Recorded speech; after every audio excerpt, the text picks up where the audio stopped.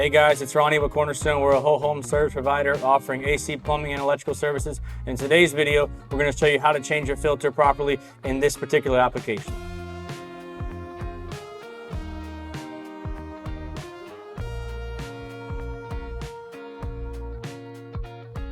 Okay guys, so for the most common filter, they need to be changed about every 90 days. That's 3 months. We usually recommend every month take a look at the filter, and if it's dirty and you think it should be changed, just go ahead and replace it. Airflow is hands down one of the most important things to keep your system operating and functioning properly.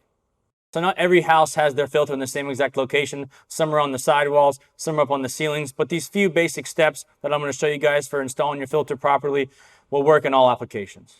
Okay guys, in this particular application, this unit is being filtered at the wall here.